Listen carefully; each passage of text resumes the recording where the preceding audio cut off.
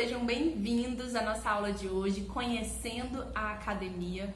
Estou muito feliz com a tua presença aqui, seja bem-vinda e seja bem-vindo. Vamos falar de um processo de conhecer a fundo 3 dimensões essenciais para conhecer a academia. Então, ao final dessa aula, você vai ter 3 dimensões aprofundadas de processos essenciais acadêmicos que vão fazer toda a sua diferença. Independentemente se você ainda vai entrar na academia ou se você já está dentro da academia, essa aula vai te ajudar a fundo de como se comportar em cada uma das situações.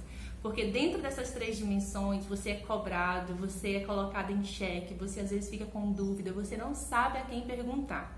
E assim, para quem está se perguntando de que se trata essa aula Conhecendo a Academia, eu quero dizer, eu trabalho com orientações acadêmicas, um processo de desmistificar a metodologia científica e principalmente trazer tranquilidade ao longo do processo acadêmico. Essas são as 3 questões principais. E o Conhecendo a Academia, que é essa aula de hoje, vai te mostrar 3 dimensões essenciais que você é cobrado e às vezes nem sabe, tá bom? Então, eu vou começar me apresentando. Eu sou Fidelaine Souza, professora e mentora acadêmica. Já estou nessa estrada acadêmica, de carreira acadêmica já há algum tempo. Então, eu sou graduada, tenho especialização, fiz o mestrado e atualmente estou finalizando o doutorado.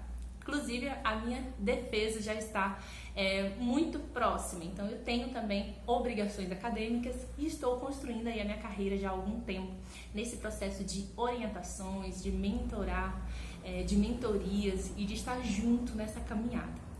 Faço parte aí desse projeto do movimento acadêmico, sou fundadora do movimento acadêmico e trouxe dentro da perspectiva do movimento acadêmico essa transformação de você perceber a universidade como um estágio muito específico da sua vida. Mas, perceba, o movimento acadêmico é um movimento transformador.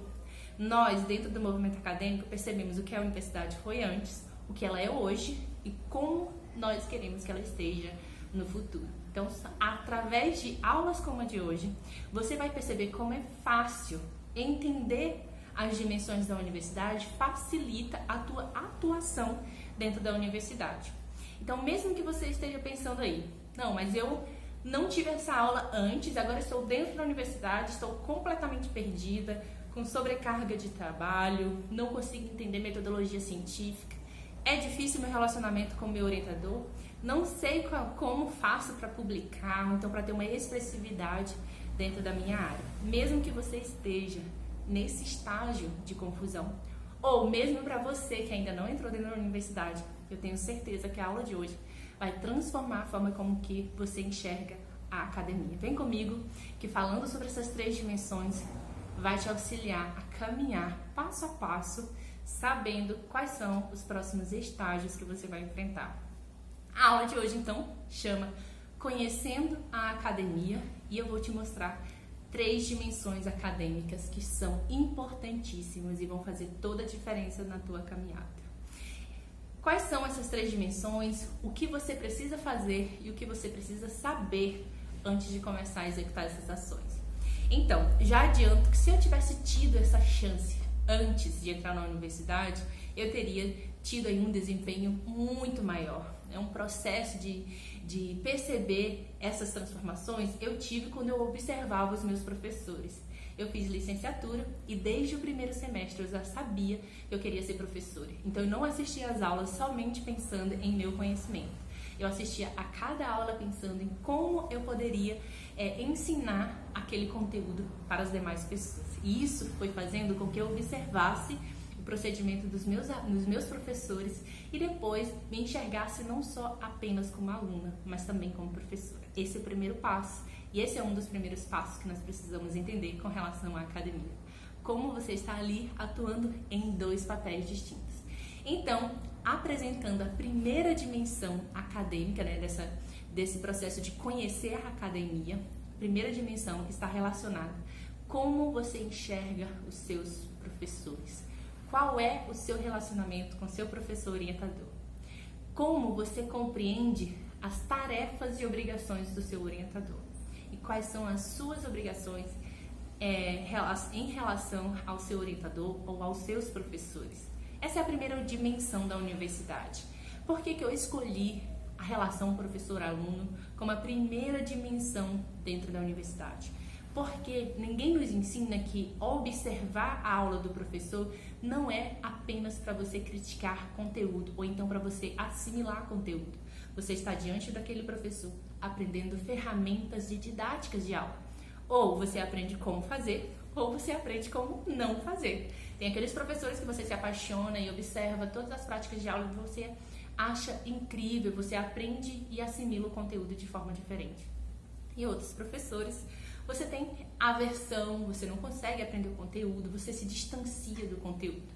E esse professor também está te ensinando muita coisa, tá bom? Então, dentro dessa primeira dimensão, as pessoas que estiverem anotando, por favor, coloquem a primeira dimensão, relacionamento, orientador e aluno, tá? Essa é a primeira dimensão da universidade que dá muito trabalho, dificulta o processo de assimilação do que você precisa fazer, porque existe duas situações centrais nessa relação professor e aluno. A primeira relação é de subalternidade. Quando o aluno se coloca de forma subalterna a este professor, dificulta todo o processo de crescimento intelectual.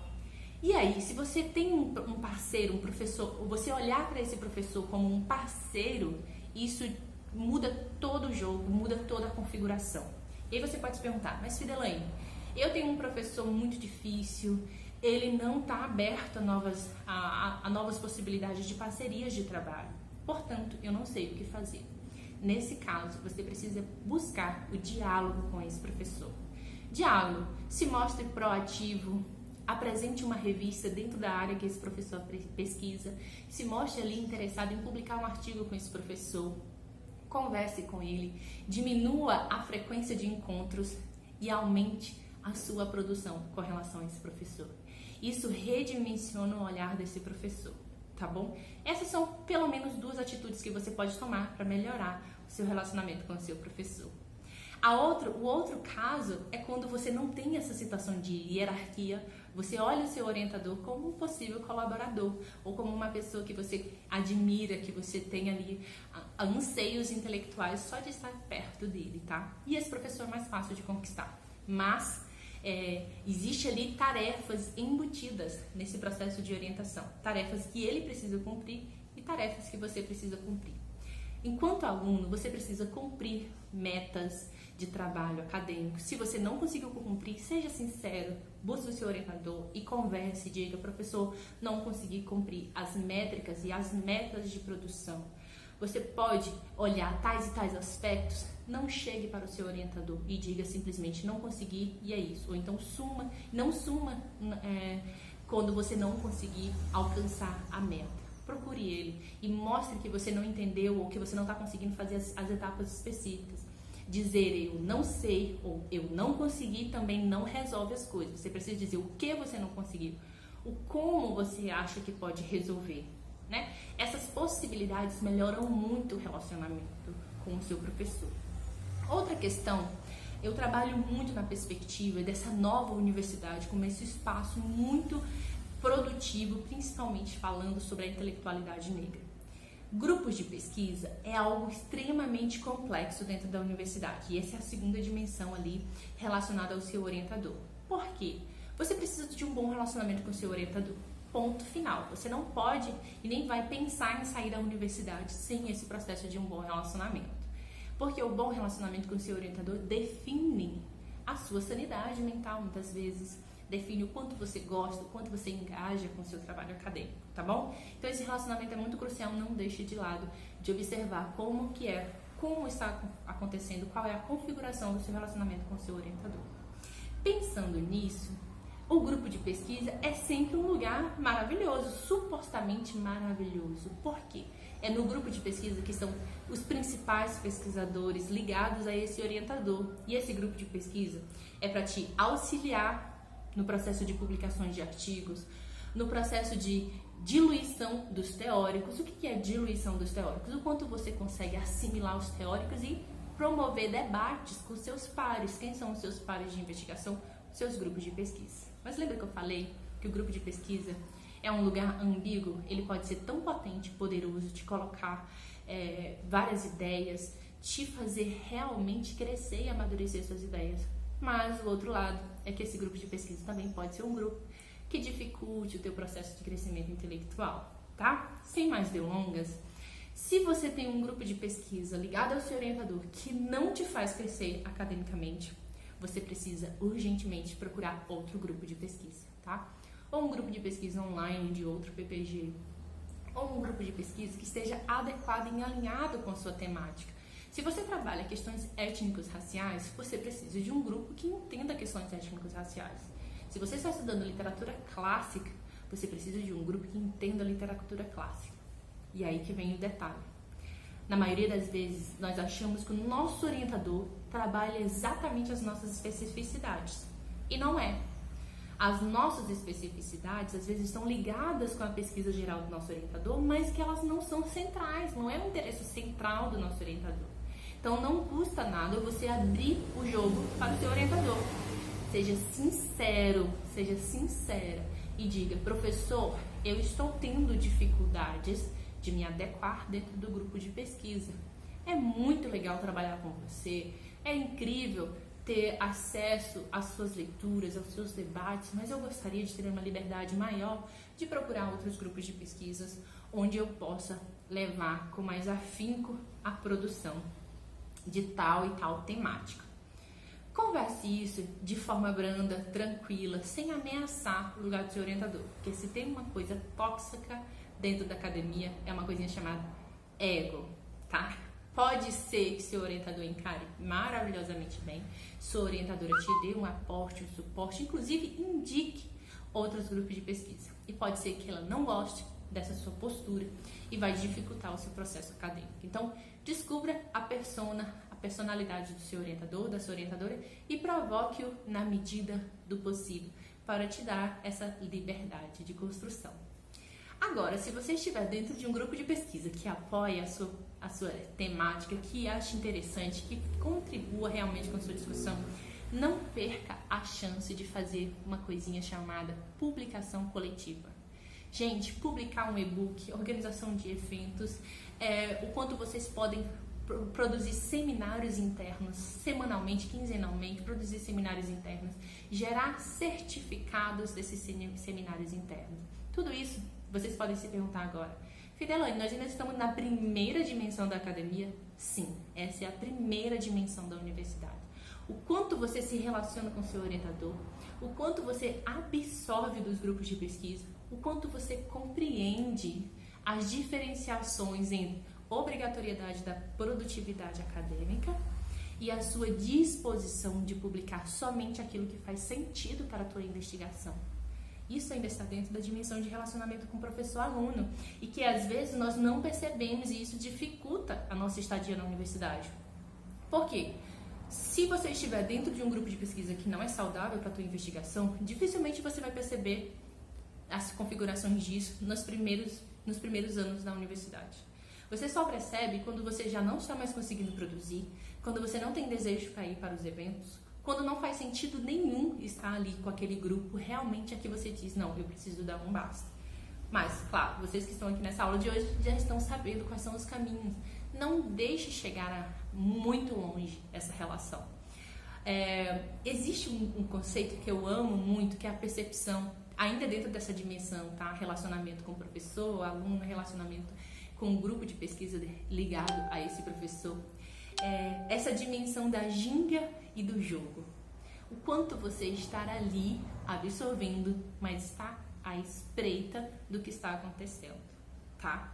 Esse é o nosso olhar. Se nós estamos dentro da universidade para trazer, sim, uma perspectiva étnico-racial, uma linguagem antirracista, uma linguagem democrática de educação, uma linguagem transformadora de educação, uma linguagem que chegue na periferia, uma linguagem que realmente faça a diferença, você não pode ser ali pego de surpresa.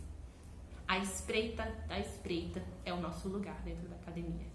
Então, por isso que é tão lindo falar isso para você, mesmo que você já esteja dentro da universidade, ou para você que ainda está fora da universidade, mas já quer trabalhar os aspectos necessários para quando você estiver dentro da academia, você entender. Por isso que a aula de hoje chama Conhecendo a Academia. Essa relação professor-aluno ainda pode ser estendida para uma outra dimensão, a terceira dimensão dessa relação professor e aluno. quanto você tem interesse de publicar com o nome do seu orientador. Você já sabe isso? Faz sentido publicar um artigo de coprodução com o seu orientador? Se fizer sentido, se você tiver interesse de vincular o seu nome. Claro, o seu nome já está vinculado a essa orientadora, a esse orientador, porque vocês têm uma tese, ou uma dissertação, ou um TCC juntos, né? Mas, se fizer sentido publicação de artigos, aproveite. Primeiro, o seu orientador vai ficar muito contente, a sua orientadora vai ficar muito feliz. Essa é a primeira questão. Publicar junto com a sua orientadora vai te colocar ali junto com essa pessoa num lugar de proatividade, num lugar de extensão de carreira. A sua orientadora vai perceber que você não está ali só pontualmente durante 2 anos de mestrado. Ela sabe que você tem interesse de publicar, que você tem interesse de criar ali um vínculo, um lugar de colaboradora junto com a pesquisa dessa professora, tá? Então se comprometa em oferecer temáticas ou ir em busca de trabalhos para vocês publicarem juntas.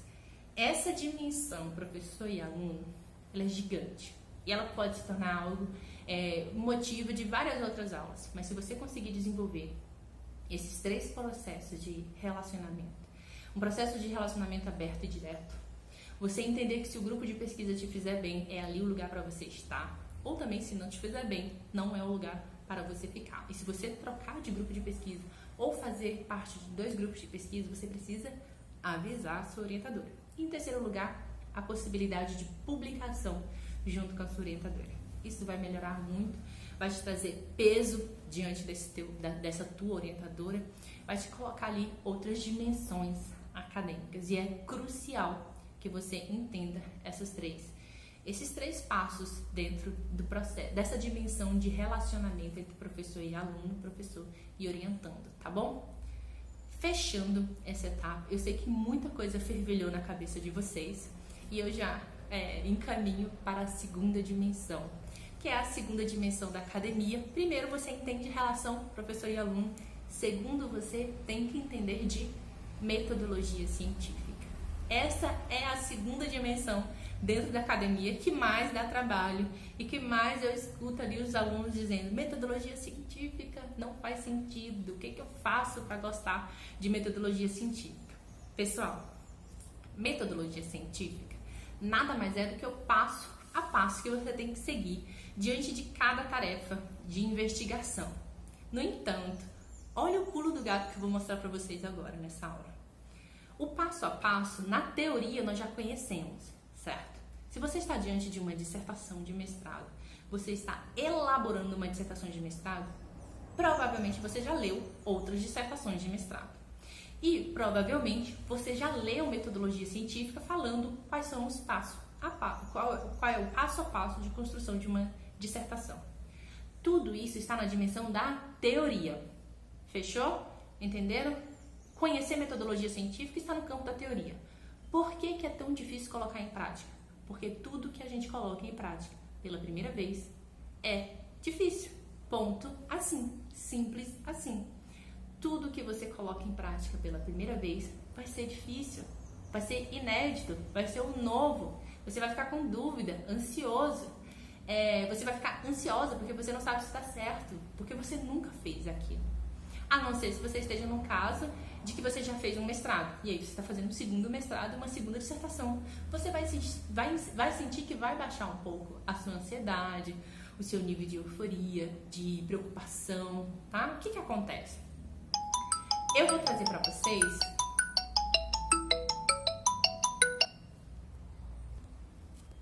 então, o que acontece? Metodologia científica é o passo a passo, certo? A ansiedade é normal, a não ser, no caso que eu mencionei anteriormente, a não ser que você já tenha realizado aquela etapa. Se eu hoje fosse construir um segundo TCC, eu já saberia com mais tranquilidade como executar as etapas. Então, o primeiro é reconhecer a relação com a metodologia. O primeiro passo é você reconhecer que a metodologia gera ansiedade, sim, e você precisa lidar com essa ansiedade.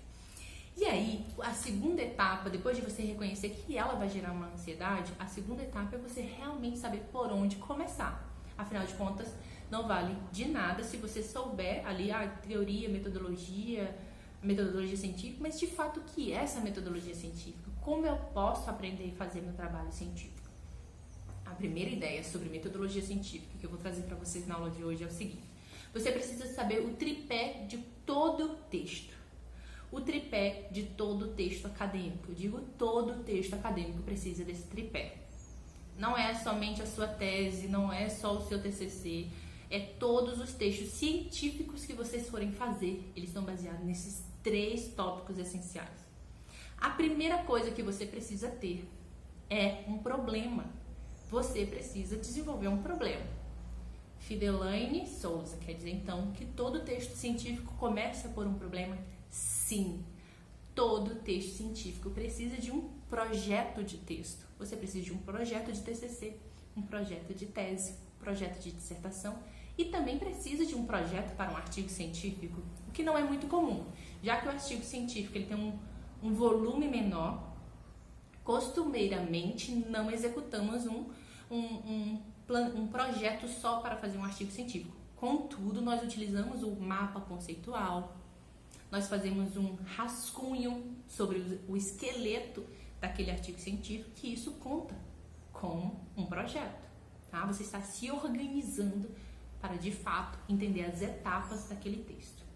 Então, se você entende que você precisa de um projeto, de um problema, você não vai abrir seu arquivo chamado dissertação, primeiro colocar o meu problema. Não, você precisa compreender qual é o problema que você está em busca de responder. Esse é o tripé geral. Abre um arquivo chamado projeto, leia o seu projeto com carinho, descubra ali o que você se comprometeu a encontrar de resposta para aquela problemática. E lembre-se, problema, ele está relacionado a uma pergunta. Quais são as consequências da pandemia na educação? É uma pergunta, é um problema social, é um problema de relevância interna à universidade, porque está falando de educação, e uma relevância externa, porque está falando de uma pandemia mundial.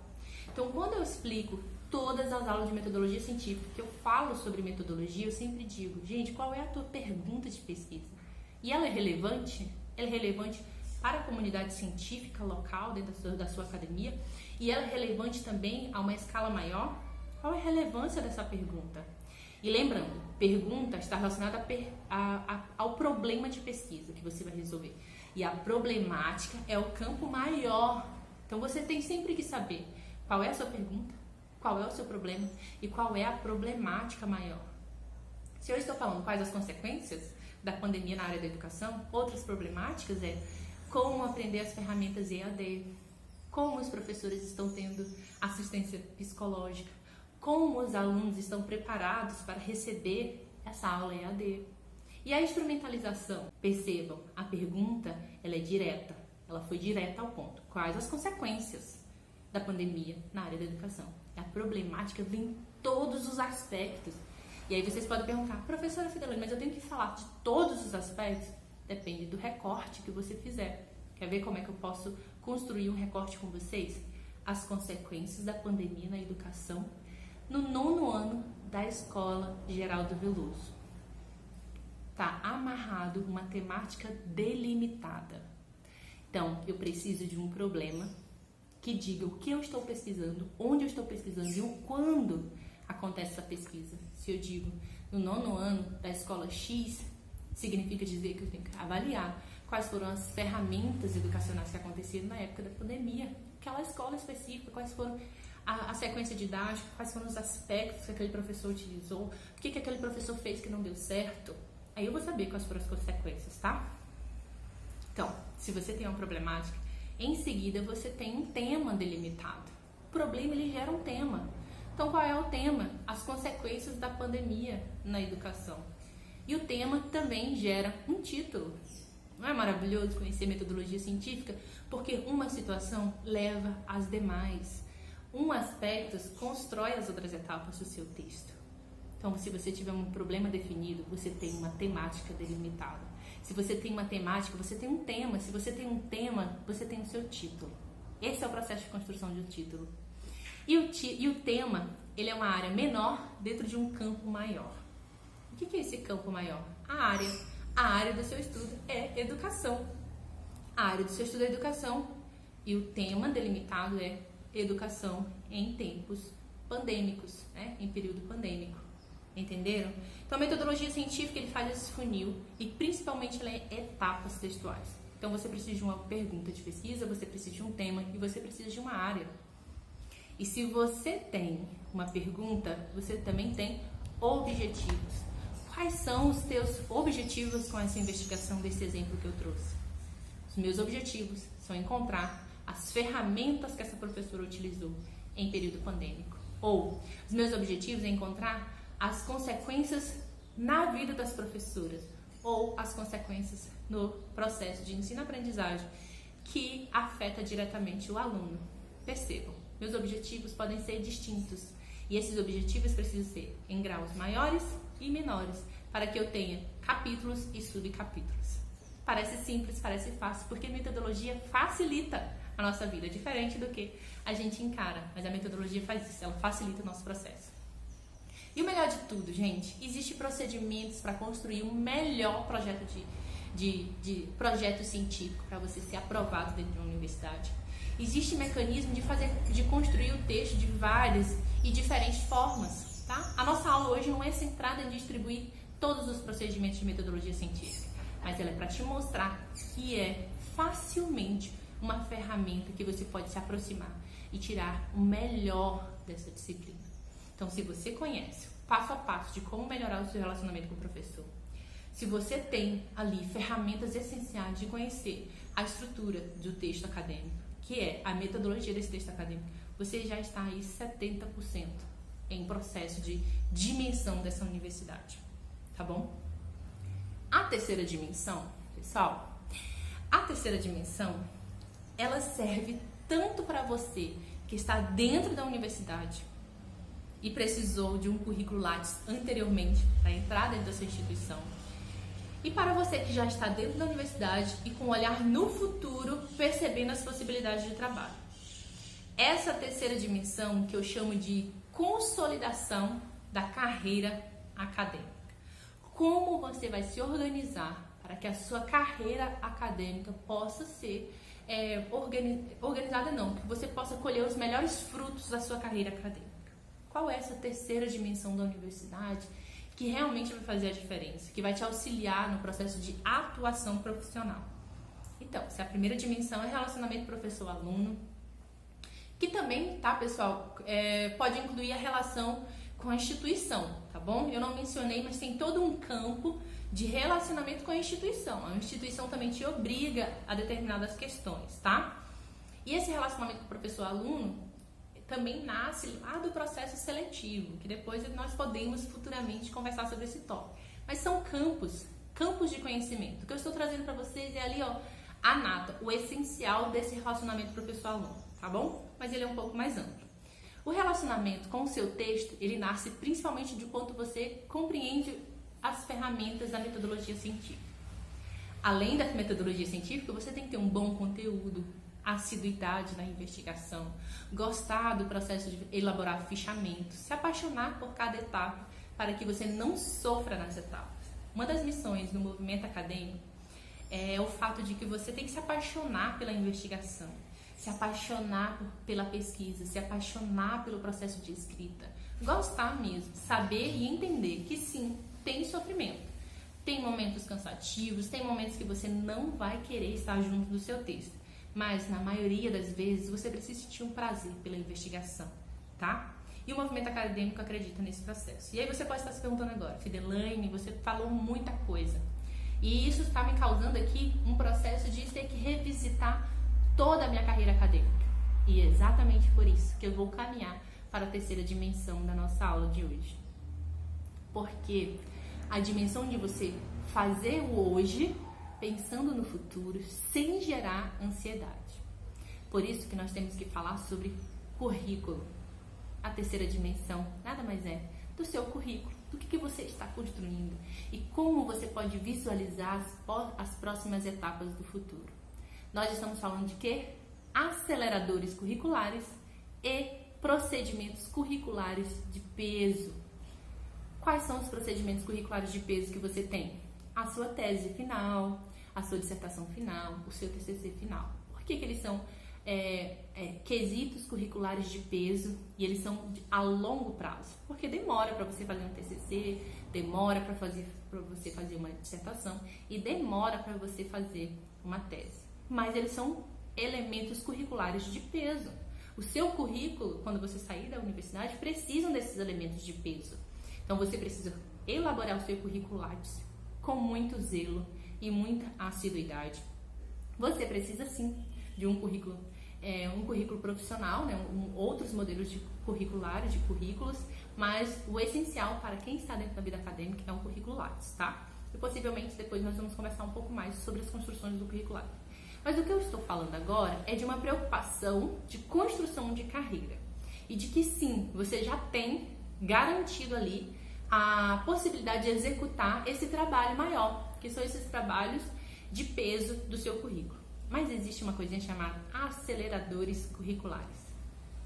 Exatamente. Esses aceleradores curriculares ficam despercebidos ou são colocados ali em grande medida como processos para alimentar o Lattes. Todo mundo fala assim, o Lattes tem fome e nós precisamos alimentar o Lattes. Alimenta o Lattes como? Alimenta o Lattes participando de uma palestra, de um evento, apresentando um trabalho num evento. Você não precisa comprar essa ideia. Não é um processo de alimentar o Lattes. Essa notícia de que você tem que alimentar o Lattes simplesmente para aumentar a produtividade para a CAPES pode ser um processo adoecedor dentro da universidade. A perspectiva que eu quero trazer para vocês com relação a isso é você encarar essas pequenas tarefas que você realiza como aceleradores curriculares. É você pensando no futuro. É você desenvolvendo habilidades e competências que vão te auxiliar no mercado de trabalho. Fidelaine, o que são, o que fazem os aceleradores curriculares? Eles vão me auxiliar como se eu nem conheço esses aceleradores curriculares? Os aceleradores curriculares são os eventos que você gostaria de participar futuramente como convidado. Aqui é ali o pulo do gato central. Se tem algum evento internacional que fala sobre questões étnicos raciais, ou de literatura contemporânea, ou de literatura oral, de literatura e história amazônica, ou se você gosta de economia, ou se você faz um mestrado de economia, sociologia, antropologia, história, matemática, química, física, a depender da sua área. Mas qual é o evento que vai fazer toda a diferença na tua carreira se um dia você se sentir como um palestrante central? São esses eventos que você precisa procurar. Esses são os seus aceleradores.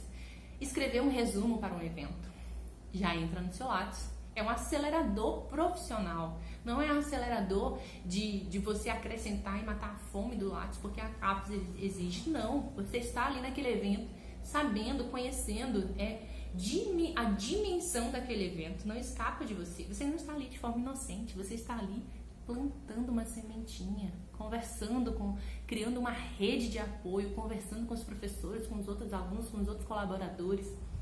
Outro acelerador, organização de evento. Quais são os eventos que você pode organizar?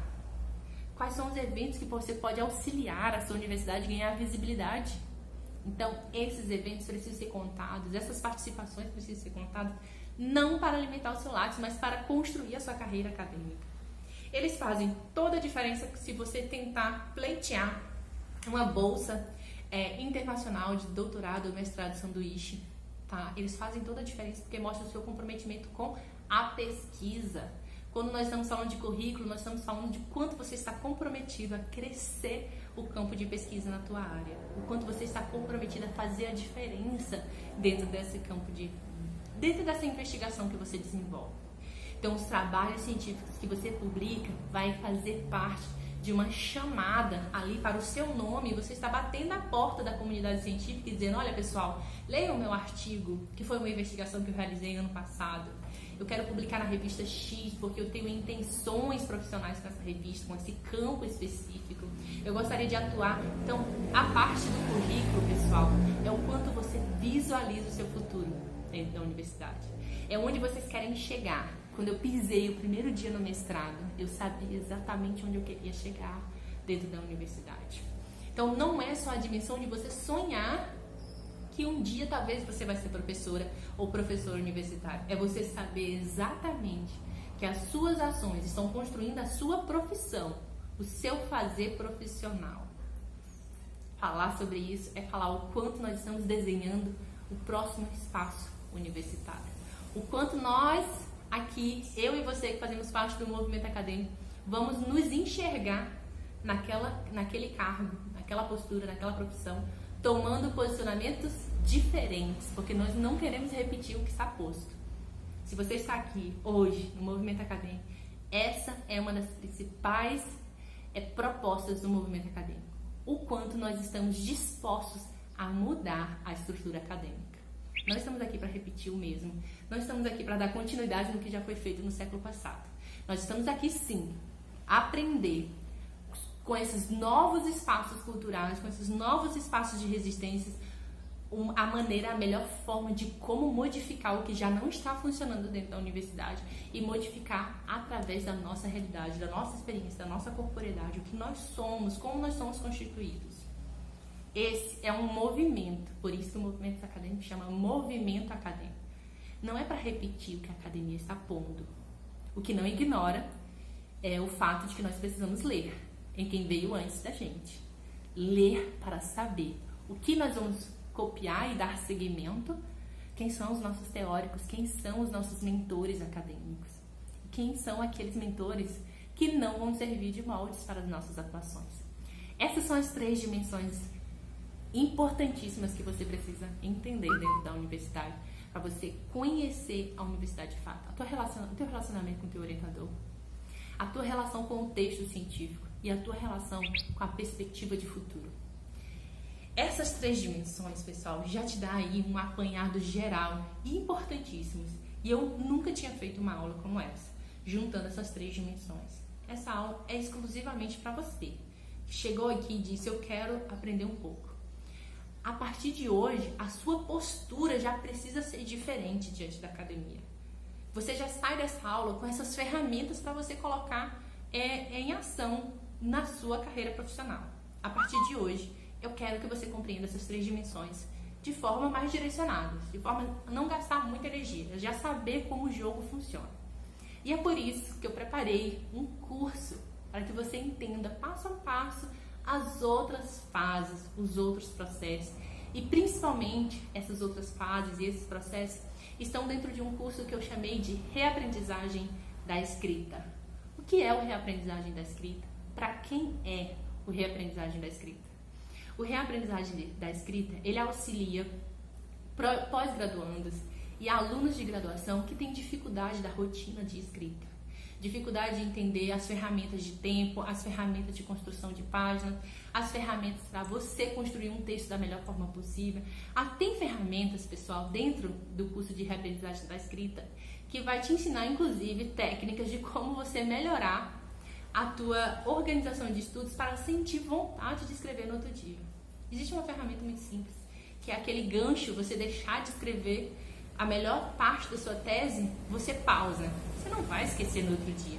Mas você vai gerar uma ansiedade. Poxa, amanhã eu vou sentar para desenvolver tal ideia. E você já deixa ganchos de pensamento. Isso é incrível. E está tudo dentro do curso Reaprendizagem da Escrita, dividido em 6 módulos. O curso é o seguinte, pessoal.